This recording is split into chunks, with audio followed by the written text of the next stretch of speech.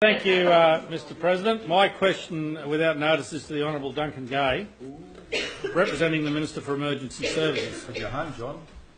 Minister, given your February 7th announcement of new laws forcing rock fishers to wear life jackets, is the Minister aware that the personal flotation devices conforming to the current Australian standard for life jackets, AS 4758, are grossly inadequate, even dangerous, for turbulent waters, particularly those unique to a rock fishing environment? What plans does the Minister have to improve the Australian standard for purpose-built life jackets for rock fishers? And will the government in the interim period be accepting liability for anybody killed or injured whilst being forced to wear inadequate personal protection equipment?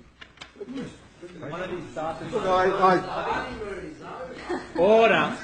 Order. Mr President, I thank the honourable member for his question, and I'm assuming that the detail in his question is correct, because it normally is. Unlike the Greens, Mr President, who you start with the assumption of what they ask you is based on something that may not be correct.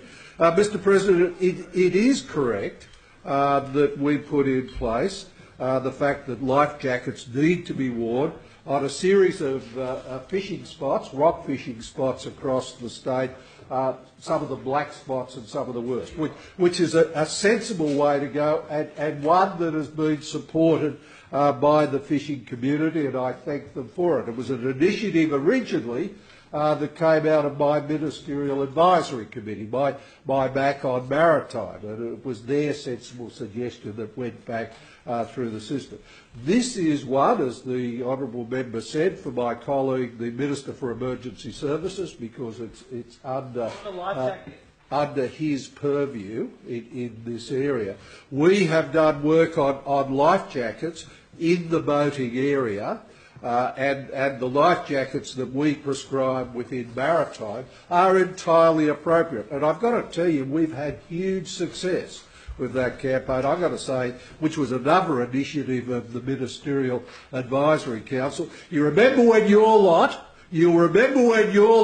were in government, and the Ministerial Advisory Councils were luncheon groups. So Lunch-a-Lot would take his Ministerial Advisory Group out and then go to Catalinas, they would go to Rockpool, they would go to every swish watering hole in the city. We actually work with them, we work with them and listen to their feedback, and that's the importance. So instead of troughing, as you're like, we, Mr President, have been taking advice from this group, and it's been damn good advice. The question that the honourable member has asked is a valid one, and it's one that I will follow up with my ministerial colleague.